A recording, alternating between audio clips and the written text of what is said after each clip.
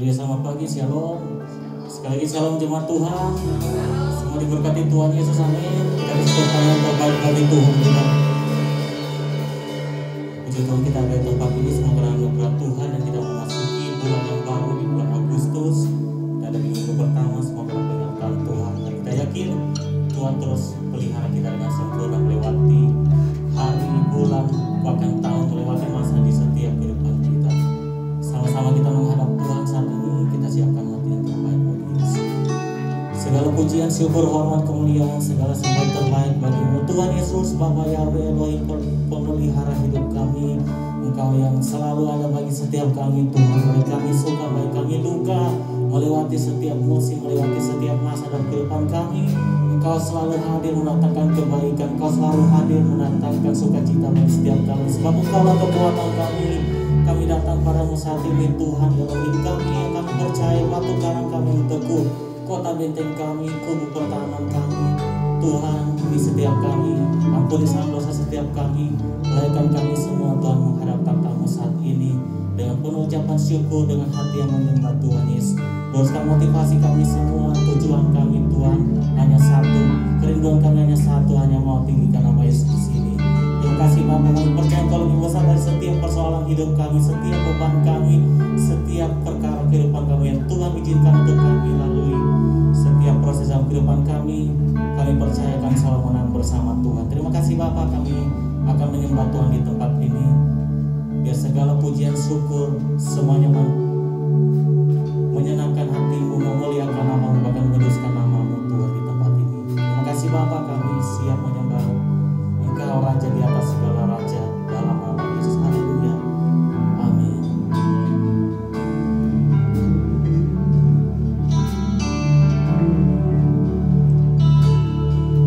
Kau Tuhan yang pulihkanku, Kau Yesus yang sembuhkanku. Kau selalu limpahkan kebutuhanku, Yesus. Kau baik bagiku.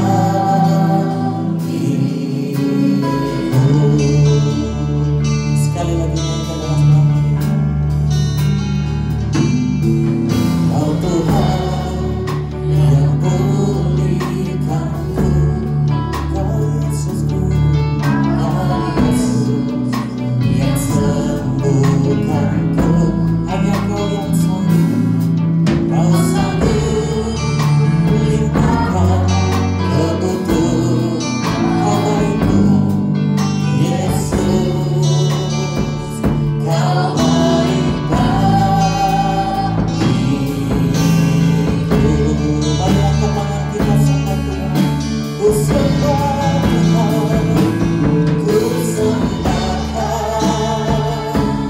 ku agungkan segala ajaib ada dalam hidupku. Sembah Tuhan, ku agungkan Yesus saja. Kami sembahkan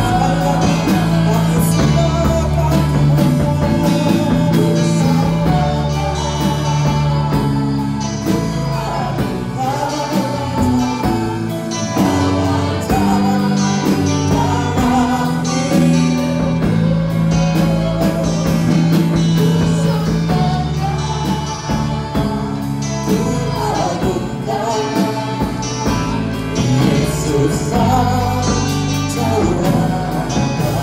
Kita kasih nama yang terbaik bagi Tuhan Yesus yang selalu baik bagi kita. Mari nyanyikan. Kau Tuhan yang pulihkanku, Kau Yesusku, Kau Yesus yang sembuhkanku. Kau sanggup, Kau sanggup melimpahkan kebutuhan. Amin. Yesus Kau baik, Yesus Kau baik bagiku.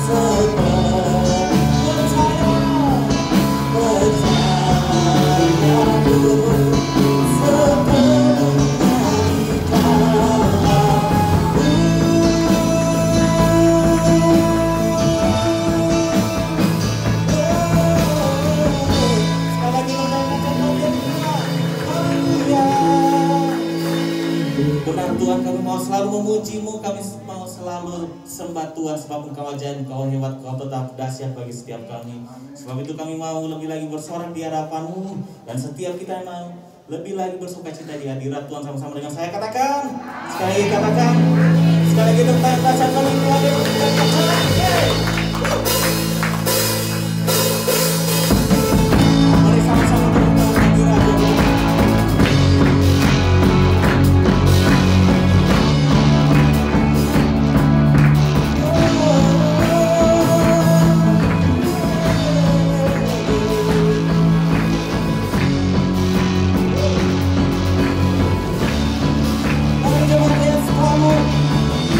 Sama-sama nyanyikan.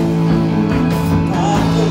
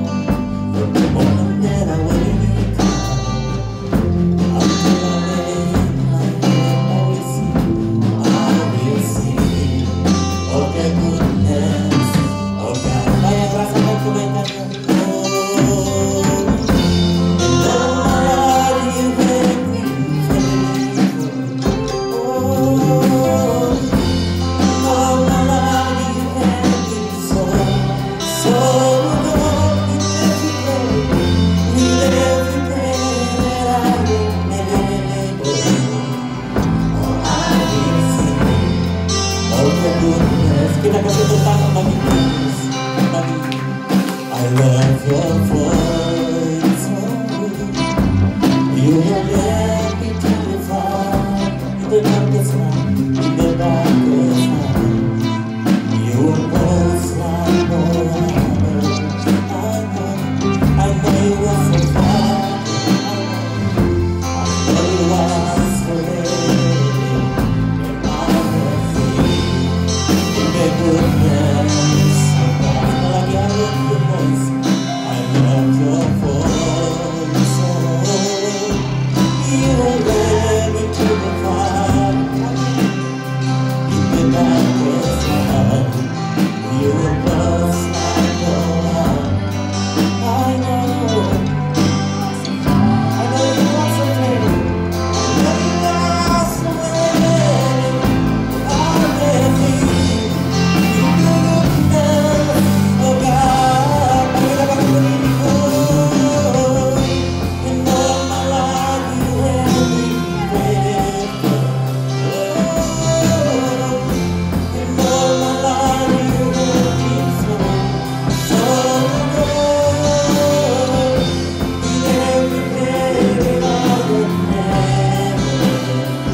all I can see of the goodness of God.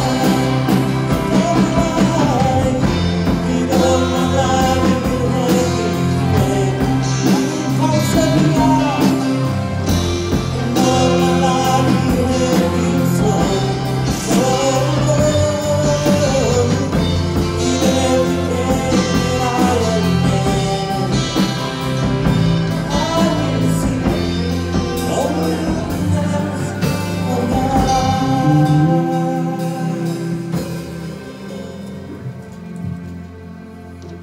Terima kasih Bapa, kami mengucap syukur di siang hari ini Tuhan. Engkau yang luar biasa menyertai setiap kehidupan kami. Biarlah melalui perjamuan ini Tuhan, kami disembuhkan dari sakit apapun.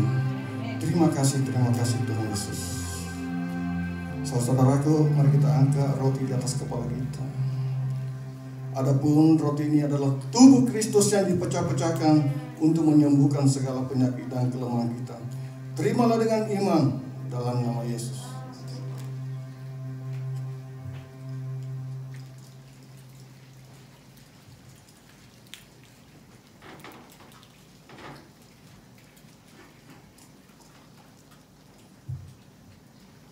Terima kasih Tuhan, terima kasih. Oh haleluya. Mari kita angkat anggur di atas kepala kita. Adapun anggur ini adalah darah Kristus yang dicurahkan untuk mengampuni setiap dosa dan kesalahan kita. Terimalah dengan iman dalam nama Yesus.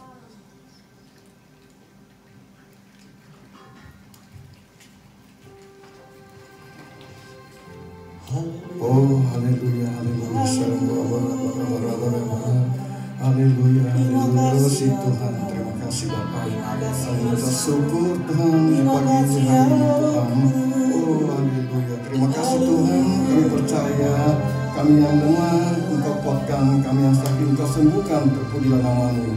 Terima kasih atas setiap doa-Mu dalam nama Tuhan Yesus. Haleluya, amin.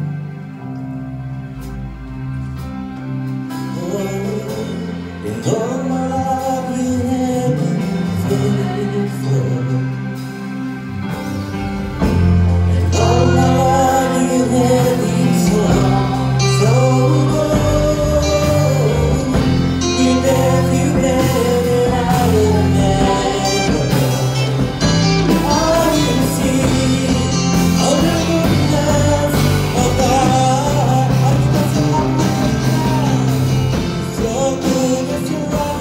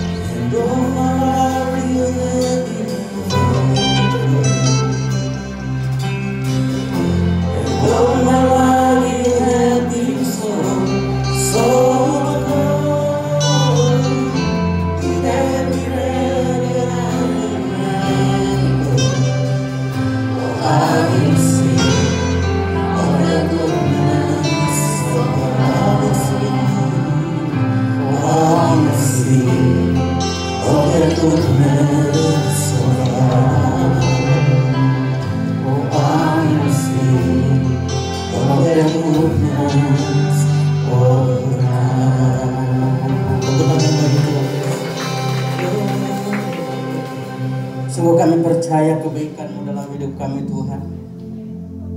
Terima kasih sampai hari ini kami boleh ada sebagaimana kami ada. Kami boleh beribadah kepadamu. Kami percaya semua karena anugerah-Mu, semua karena kebaikan-Mu yang tak henti-hentinya di dalam kehidupan kami. Terima kasih di bulan yang baru ini, bulan Agustus Tuhan. Kami percaya semua karena pemeliharaan-Mu sehingga kami boleh ada sampai detik ini Tuhan. Terima kasih Tuhan Yesus. Dan saat ini tuntun kami dengan firman-Mu. Biarlah Engkau berbicara kepada setiap kami Tuhan. Terima kasih Tuhan Yesus, terpujilah nama-Mu. Kami siap membaca dan merenungkan firman-Mu di dalam nama Tuhan Yesus Kristus. Yang percaya dan siap mendengar firman Tuhan sama-sama katakan amin. Haleluya. Silakan duduk Bapak Saudara, diberkati Tuhan. Shalom saudara, sehat? Amin. Haleluya. Puji Tuhan. Ya, baik Bapak Saudara yang diberkati Tuhan. Mungkin saudara dalam waktu kurang lebih 3 bulan atau 4 bulan, kalau saudara mengikuti YouTube kami, jadi kami hadir di sana untuk tetap melayani saudara selama saudara beribadah di rumah. Dan puji Tuhan, saat ini kita sudah diberi kesempatan kembali oleh Tuhan untuk bersama-sama berkumpul di tempat ini. Sebab itu melalui tema bulan ini, disiplin, kita pergunakan sebaik mungkin waktu yang ada ini untuk terus memuji dan mempermuliakan nama Tuhan. Nah, bulan ini adalah temanya disiplin. Disiplin merupakan salah satu faktor keberhasilan atau kesuksesan seseorang. Coba diklik.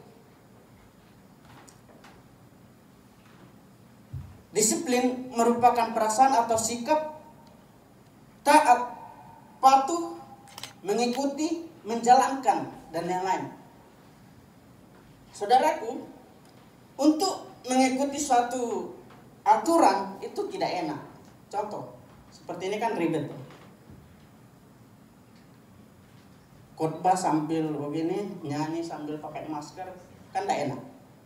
Tetapi karena itu adalah aturan, itu adalah anjuran, itu adalah protokol, mau tidak mau harus kita ikuti untuk kebaikan kita bersama. Jadi memang sesuatu kita lakukan itu pasti tidak enak, tetapi tujuannya adalah untuk kebaikan. Nah, ada 3 jenis disiplin yang saya akan membagikan kepada saudara pada saat ini. Yang pertama adalah disiplin waktu. Nah, disiplin waktu itu pasti identik dengan orang selalu berkata on time, tepat waktu. Karena saya percaya tidak ada orang yang suka menunggu. Makanya kalau saya disuruh istri temani belanja, kadang saya malas saudara, jujur saja. Kenapa? Karena kalau wanita belanja kan detail, harus 2 keliling dulu, ditumpang tangan satu-satu itu sebelum dibeli. Beda dengan kita pria, begitu dapat, oh ini udah ambil, selesai. Jadi kalau istri saya minta ditemani belanja, udah aja yang lain gitu, sesama wanita, ya kan? Biar mau berjam-jam di situ, mau 2 jam, mau 3 jam, 1 hari juga tidak apa-apa. Kenapa? Karena menunggu itu tidak enak. Nah, saya ambil contoh di dalam hal beribadah. Saya bersyukur kita punya gembala di sini termasuk disiplin saudara dalam waktu. Makanya kalau sudah beliau ada di sini, misalnya jam 9.30 kita ibadah, ayo Pak, sudah 9.30. Atau ada acara doa, kita doa jam 7, Pak, jam 7 sudah doa Pak. Tidak usah peduli berapa orang yang datang, yang penting kita sendiri yang sudah ada. Nah saudara, saya ingat gereja lama saya di kampung kan Kalau orang bergereja kan ada loncengnya, ya kan? Misalnya ibadah jam 9, jam 6 itu, jam 6 pagi itu sudah lonceng satu, ting. Beberapa detik lagi, ting. Oh, kita dengar. Oh iya, kan ada juga yang lupa kalau hari itu adalah hari Minggu. Ada di sini yang lupa kalau hari ini hari Minggu, ya kan? Jadi perlu diingatkan melalui lonceng, sehingga ketika kita sedang sibuk, mungkin lagi nyuci, lagi beresin rumah, lagi kasih makan babi, ya kan? Sudah bunyi lonceng. Hari ini hari Minggu ya, ya kan? Sehingga kita mulai meninggalkan aktivitas kita dan bersiap-siap mandi dan segalanya untuk menuju ke gereja. Ya, saudara, setelah kita sampai di gereja itu sebelum lonceng kedua. Karena lonceng kedua itu menandakan kita sudah harus masuk ruangan. Ketika kita mau masuk ruangan, bunyi lonceng kedua. Ting, ting. Disiplin sekali. Dan luar biasanya sebelum lonceng ketiga berarti mulai 15 menit, bahkan 10 menit paling lambat sebelum jam 9, jemaat itu sudah duduk di tempatnya masing-masing, dan tempat itu seakan-akan sudah di booking. Orangnya itu saja, misalnya di sini, Mas Yanto, setiap minggu Mas Yanto di situ. Jarang sekali yang berpindah-pindah gitu. Dan ketika lonceng ketiga, tidak ada lagi orang yang masuk. Paling ada yang bandel kan, 1-2 orang. Dan itu sangat bagus sekali. Saudara, dari cara ini saya mengikuti ketika saya diberi kesempatan untuk melayani di pekerjaan Tuhan. Tahun 2016 saya disuruh ke gembalakan di Bali. Waktu saya ada di sana, katanya orang-orang, kita di sini parah Pak. Kenapa? Ibadahnya jam 9 tapi kadang setengah 10 baru mulai. Kok bisa begitu? Harus diperbaiki. Ya. Pokoknya jam 9 ya sudah ibadah. Ada orang, tidak ada orang.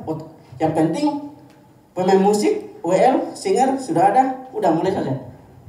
Akhirnya mulai kita terapkan, dan puji Tuhan, orang-orang yang tadinya malas-malasan akhirnya semangat. Nah ini Pak, baru betul Pak. Karena kasihan kita yang datang on time. Jadi seharusnya orang yang menghargai waktu, disiplin waktu, sebetulnya secara tidak sadar kita menghargai orang yang on time. Ya kan? Jadi kasihan ada yang datang on time lalu kita harus mengorbankan demi untuk orang-orang yang terlambat. Dan saya mau sampaikan kepada saudara, ada loh orang pindah gereja gara-gara gerejanya suka terlambat ibadah. Ya termasuk itu tadi. Orang ini pindah, kenapa? Karena kecewa setiap datang, lama sekali nunggu beribadah. Jadi saya berharap supaya kita juga di dalam hal beribadah itu kita menghargai waktu, kita disiplin waktu. Saya harus cepat ya. Kita buka Yohanes 9 ayat 4. Selama masih siang aku harus mengerjakan pekerjaan-pekerjaan yang Dia yang mengutus aku. Bila malam tiba, tidak seorang pun dapat bekerja. Ini kata Yesus. Jadi selama masih siang artinya bahwa selama masih ada kesempatan, mari kita bekerja. Mari kita melakukan sesuatu. Mari kita berkarya. Karena tidak selalu ada kesempatan Tuhan, atau kesempatan itu tidak selalu ada. Jadi selama masih ada, gunakanlah sebaik mungkin. Saudara, kita tidak tahu ya hari-hari ini. Kalau kemarin-kemarin kan misalnya ada orang meninggal, kita mendengar berita duka, kita mungkin masih bertanya, meninggal karena kenapa ya? Tapi kalau sekarang, kayaknya sudah tidak etis lagi. Kalau ada orang meninggal lalu kita tanya, dia meninggal karena kenapa? Karena sensitif. Jadi artinya bahwa setiap waktu itu akan terus berjalan. Jadi selama ada waktu, pergunakanlah sebaik mungkin. Roma 13 ayat 11. Ketahuilah bahwa waktu untuk bangun dari tidur telah tiba. Sebab sekarang keselamatan sudah lebih dekat kepada kita daripada saat pertama kali kita percaya. Jadi waktunya kita untuk bangun dari tidur, waktunya kita untuk bangkit dari keterpurukan, waktunya kita harus bersemangat kembali. Kalau hari-hari ini dalam tanda kutip kita tidur, ya kan, dalam hal apapun, bukan hanya tidur secara ngorok, ya kan, bukan hanya tidur di kasur, tapi mungkin iman kita sedang tidur, sedang sampai. Ayo bangun saudara, karena sekarang keselamatan sudah lebih dekat kepada kita. Ada orang berkata, Pak, ayat itu juga sudah dari dulu sudah diucapkan bahwa waktu Tuhan semakin dekat, waktu Tuhan semakin dekat. Tapi toh belum. Siapa bilang saudara? Setiap generasi, setiap zaman itu pasti berlaku firman Tuhan ini. Kenapa? Karena saya catat di sini kalau memang Tuhan belum datang secara fisik, tetapi apakah saudara akan selama-lamanya di dunia? Tidak ada yang tahu umurnya. Pasti suatu saat kalau Tuhan tidak datang, kita yang datang kepada Tuhan, alias dipanggil, alias meninggal, ya kan? Jadi selama ada waktu, selama ada kesempatan, biarlah kita menggunakan waktu sebaik mungkin. Waktu Tuhan sudah dekat, ya kan? Jadi pergunakanlah di dalam kehidupan ini untuk terus mempermuliakan Tuhan. Pergunakanlah untuk menjadi berkat buat orang di sekitar saudara. Yang pertama, waktu. Yang kedua adalah disiplin diri atau disiplin tubuh. Nah, di dalam tubuh kita kenal panca indera kita. Ada kulit, mata, hidung, lidah, telinga. Nah, itu kita harus disiplin. Kenapa? Kalau misalnya, saya ambil contoh. Kalau mata kita tidak disiplin, maka bisa berbahaya. Ada keranjangnya, ya kan? Kalau hidung kita tidak kontrol, hidung kita tidak disiplin, maka hidung kadang belang, ya kan? Ada yang putih, ada yang hitam. Telinga, kalau kita tidak kontrol, bahaya saudara. Tembok pun bertelinga. Jadi semua di dalam kehidupan kita ini, tubuh kita ini dari atas sampai ke bawah itu perlu dikontrol. 1 Korintus 9 ayat 27, namun aku melatih tubuhku dan menguasainya supaya jangan sampai setelah berkhotbah kepada yang lain aku sendiri dianggap tidak layak menerima hadiah. Nah, yang berkhotbah saya saudara, ya kan? Jangan sampai saya menyampaikan seperti ini saya sendiri yang tidak melakukan. Makanya sering saya berkata bahwa firman Tuhan ini adalah pedang bermata dua. Jadi firman Tuhan ini bukan hanya untuk saudara, tetapi firman Tuhan ini untuk saya juga sebagai pembicara. Jadi saya belajar untuk mendisiplin tubuh saya, belajar untuk mendisiplin diri saya.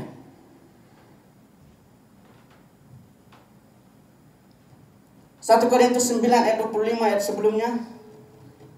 Coba klik.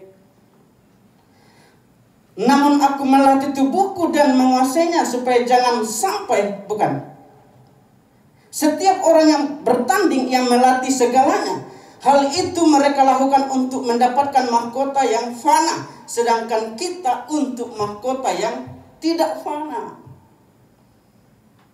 Jadi orang yang bertanding akan melakukan pertandingan pasti melatih segalanya. Contoh pelari. Pelari kan yang dibutuhkan yang terutama apanya saudara? Kaki. Ya kan, kaki untuk berlari. Kalau bertinju, tangan yang diperlukan. Tetapi apakah seorang pelari hanya melatih kakinya saja? Kan tidak. Begini-begini saya pelari loh saudara. Ya. Saya SMP 1 kali diutus antar sekolah. SMA saya 3 kali. Kelas 1, 2, 3. Saya terus yang terpilih. Saya tidak tahu, padahal tidak terlalu cepat juga. Dan puji Tuhan 4 kali saya bertanding tidak pernah menang. Kenapa? Karena guru saya berkata, gimana kamu lawan teman-temanmu Deksi? Dia sekali melangkah, kamu 2 kali. Ya. Jadi ketika seorang pelari itu harus melatih seluruhnya, matanya fokus, hidung dan mulutnya dipakai untuk pernafasan, mengatur pernapasan. Telinganya digunakan untuk mendengar aba-aba, mendengar perintah, mendengar arahan dari pelatih. Telinga juga bisa dipakai untuk menyaring, karena di dalam pertandingan itu bukan hanya 1 orang, tetapi banyak orang. Jangan sampai pada saat kita lari, misalnya Tun lawan saya, Tun, ya, atau Angki. Wah, kok nggak ada pendukung saya ya? Jadi segala sesuatu di dalam kehidupan kita itu kita harus kendalikan, kita harus disiplinkan di dalam kehidupan kita. Dan saudara, di dalam 1 Korintus 9 ayat 25 dikatakan bahwa ayat selanjutnya.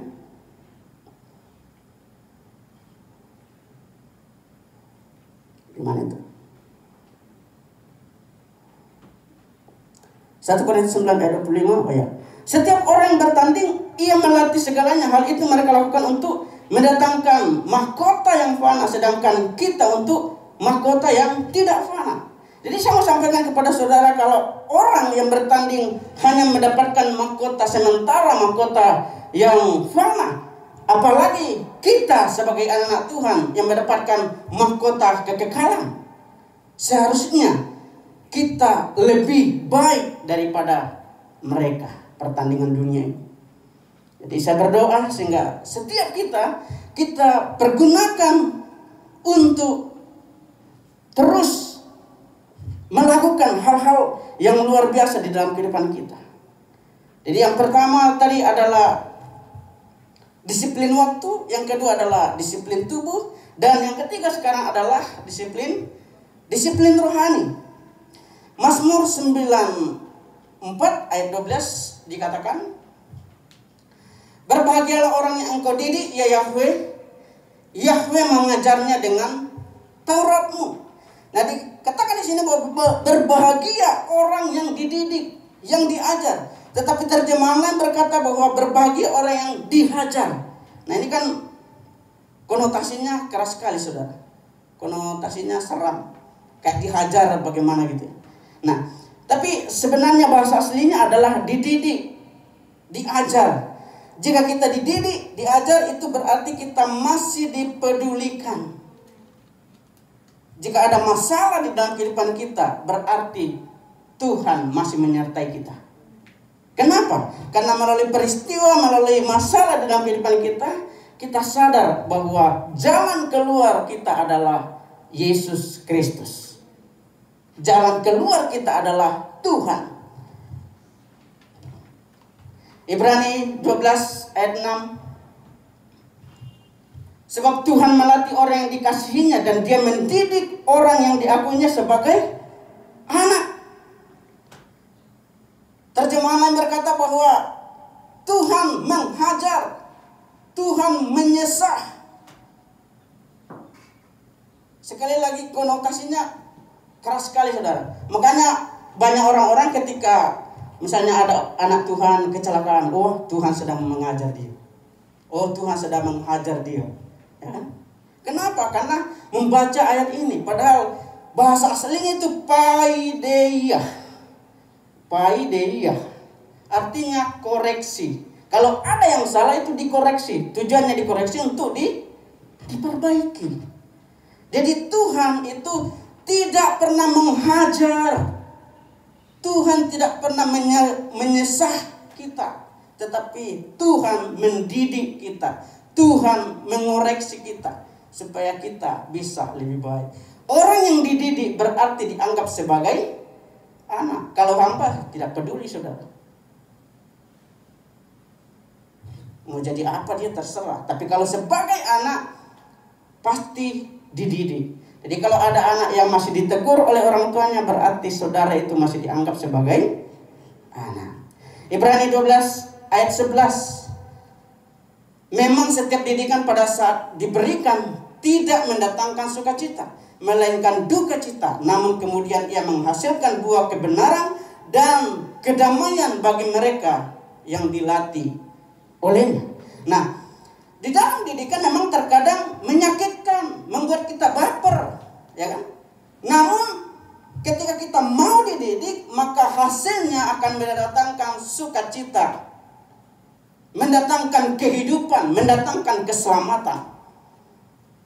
Orang yang mau dididik pasti ada hasilnya. Sama-sama dengan saya, orang yang mau dididik pasti ada hasilnya.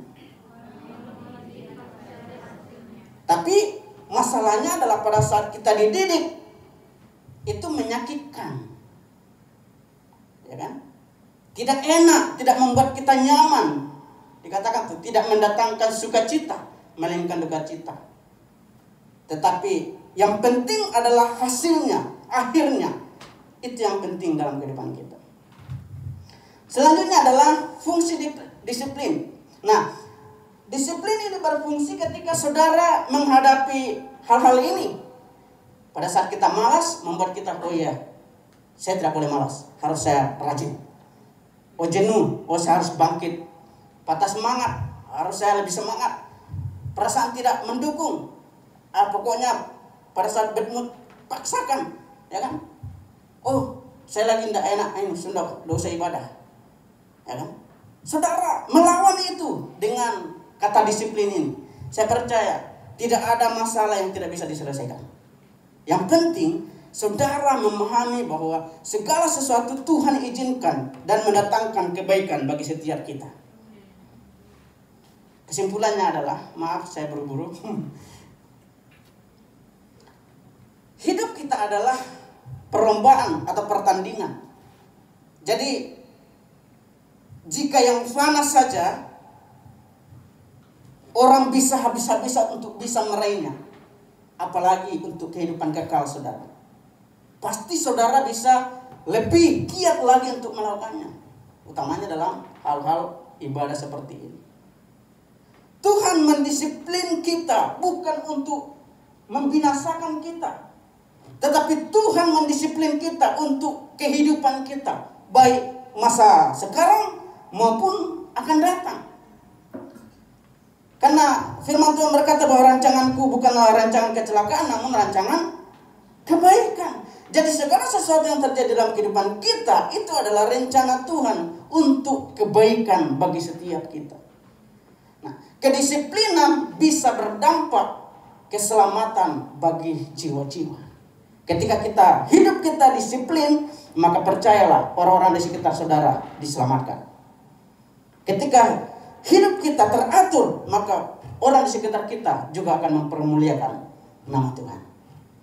Puji Tuhan, ini yang saya sampaikan kepada setiap kita. 3 saja. Yang pertama adalah disiplin waktu, disiplin kehidupan kita. Kemudian yang ketiga adalah disiplin rohani. Mari kita bersama-sama bangkit berdiri. Haleluya. Terima kasih Tuhan.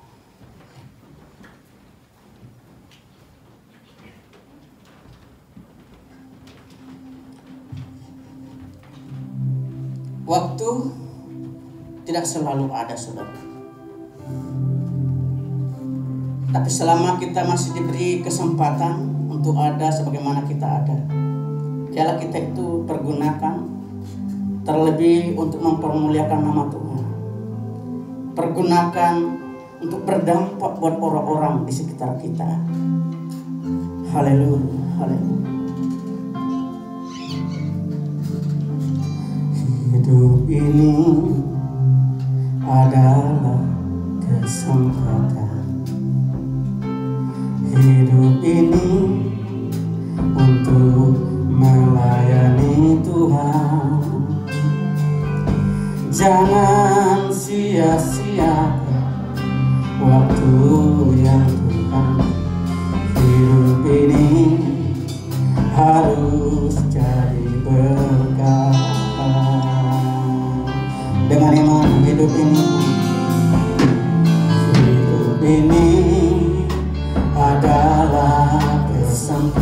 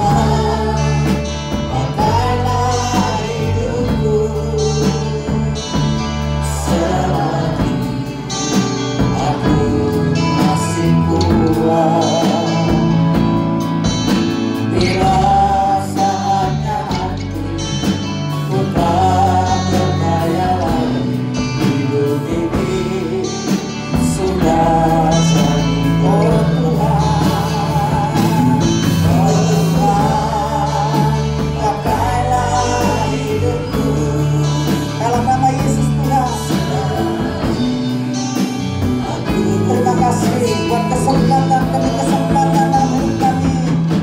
Bila saatnya nanti ku tak berdaya lagi, hidup ini sudah menjadi berkah. Bila saatnya nanti ku tak berdaya lagi, hidup ini sudah menjadi berkah. Bila saatnya nanti ku tak berdaya lagi, hidup ini sudah menjadi berkah. Saya berdoa buat saudara, mari angkat tanganmu. Ini tangan-tangan yang terangkat kepadamu Tuhan. Inilah kami Tuhan, yang Engkau Tuhan berikan kami waktu dan kesempatan sampai saat ini. Biarlah Tuhan melalui kedisiplinan ini kami pergunakan untuk memuji dan mempermuliakan nama, sehingga kehidupan kami secara jasmani sehat, rohani kami sehat di dalam nama Tuhan Yesus. Terima kasih Tuhan, kami percaya Engkau memproteksi kehidupan kami dalam setiap aktivitas kami, di dalam keluarga kami, anak-anak kami, pekerjaan kami. Kami percaya Tuhan menyertai apapun yang kami kerjakan.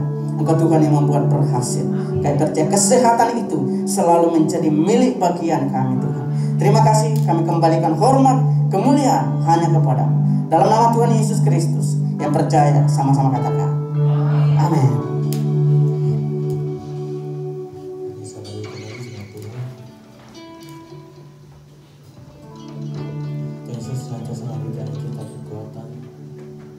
Menjadi pelaku-pelaku firman yang setia. Amin. Kita akan memberikan persembahan syukur. Mari bersama yang terbaik bagi Tuhan. Sekali kita berdoa. Terima kasih buat lawatanmu Tuhan Yesus. Terima kasih buat hadiratmu siang hari ini. Terima kasih buat firman-Mu yang selalu memberi kekuatan baru bagi setiap kami. Kami lemah, kami terbatas, kami butuh Yesus di hidup kami.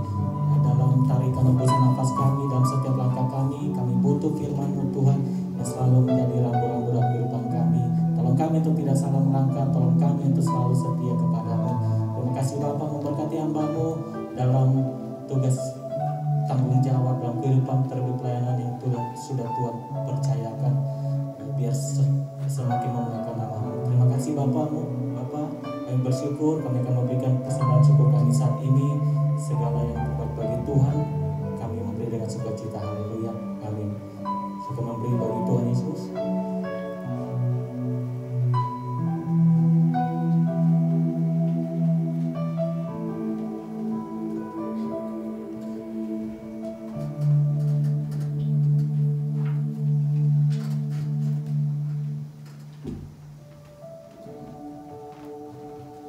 Ya, untuk kegiatan mingguan kita masih belum akan diadakan karena kita tetap masih mengikuti protokol COVID yang ada. Minggu depan akan diinfokan para petugas pelayanan yang ada dan hamba Tuhan yang akan melayani kita. Mungkin ada tambahan lain lagi dari pengurus? Ada? Kita bangkit berdiri, kita tambahkan ibadah kita siang hari ini. Sekali lagi kami yang terbaik bagi Tuhan Yesus.